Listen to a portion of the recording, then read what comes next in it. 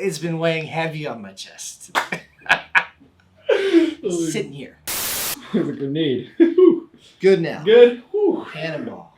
I'm jumping in. Alright, ready? We're rolling 3. How much do lawyers charge? We get, oh, well, that's too much. Or what if I can't afford a lawyer? Well, it depends.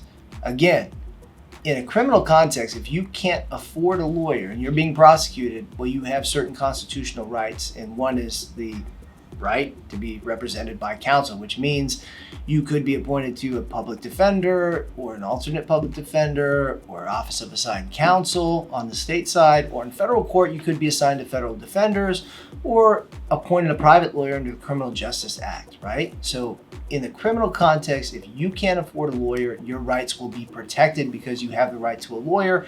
You will be provided a lawyer. In the other context, in civil lawsuits, right? If you can't afford a lawyer, you should call a lawyer, because you may be surprised. You may not know what their fee structure is. You may just assume your price out of the market. You may think you have a case where you have to pay hourly, when in fact it would be a contingency fee, and they'd be willing to take your case for a percentage of the recovery, as we talked about earlier. You may have a lawyer that's really thorough and helpful and could say, hey, you may not qualify for my services. Perhaps you have insurance coverage you didn't think about that may have some sort of coverage or a pool of money and policy that could then be used to fund your representation on the civil side. Or that lawyer could say, hey, you know what? I can't, but contact this legal aid office, right? And they're around, where they have certain grants and certain pools of money where if you qualify, they're like sort of a public defender, appointed counsel in the criminal context, but in a civil context. And they're limited, but those services are out there as well. If you don't fit any of that criteria, well then, you know what? In the civil world, we prioritize people and liberty over money. So that's why you don't have a constitutional right to a lawyer in a civil suit. You're just fighting mostly about money. It's just money. You may not have too much of it. You couldn't afford a lawyer.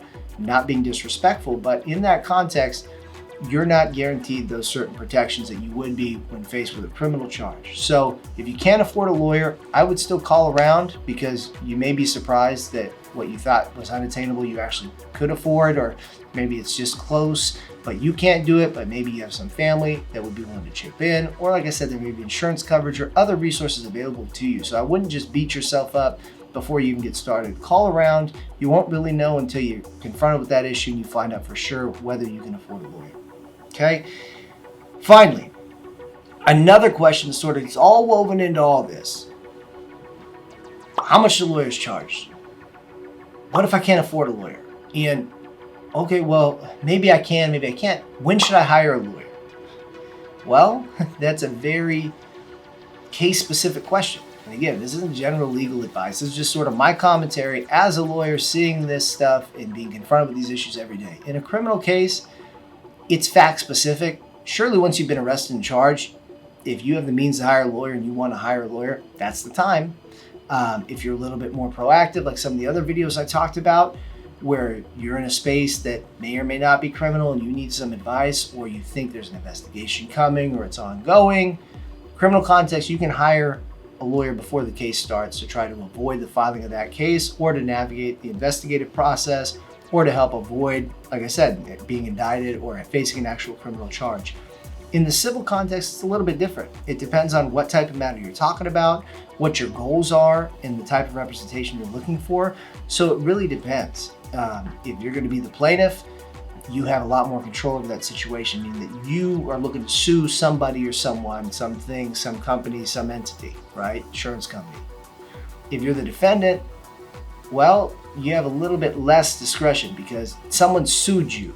Something, entity, business, somebody sued you, and now you're playing defense, right? You got to react. If that's the case, and you get confronted with the lawsuit in the civil side, and you can, like I said, you should hire a lawyer as soon as possible. It doesn't mean rush out and hire one, but put it high on the priority list, do your research, do your due diligence, contact lawyers in the community if you don't know any directly, go online. There's a number of ways you can have access to information to find a specialized or qualified lawyer in that area of law that you need it as a civil defendant in a lawsuit. Civil plaintiff, again, you have more discretion because you're starting the action, you're starting the lawsuit. and you can, again, seek advice and counsel and decide how you want to go about your business. But those are questions we get all the time that, unfortunately, even if you're really good at what you do, you don't have a crystal ball. I'm not Miss Cleo. I'm not a fortune teller, so it's really case specific. But if you think you need a lawyer, you probably do. So find someone who's near you that you can build a relationship with, that you trust to represent you in your interest in whatever aspect of law you're looking to go into or need to defend yourself in, and reach out to that person. So if you have questions, put them in the comments below. Like and subscribe. I'm happy to make more videos. We're giving it away here. Giving away the game for you guys, try to give you just honest answers, take away some of the smoke and mirrors and mystique that's around law. It's very prestigious. It is one of the four noble professions. I love it. I respect it. But we need to demystify some of the things here and also shoot down some of the bad reputation that's been built up by, unfortunately, some of our colleagues amongst the bar, whether it's in criminal defense or elsewhere, that, we all try to work hard to overcome every day. So again, like, comment, subscribe. That's a long outro. Leave a comment. I'll make you a video. I'll keep it tight, keep it right. Bring back shame. Don't wear those damn swimsuits on the scooters. You're going to get hurt.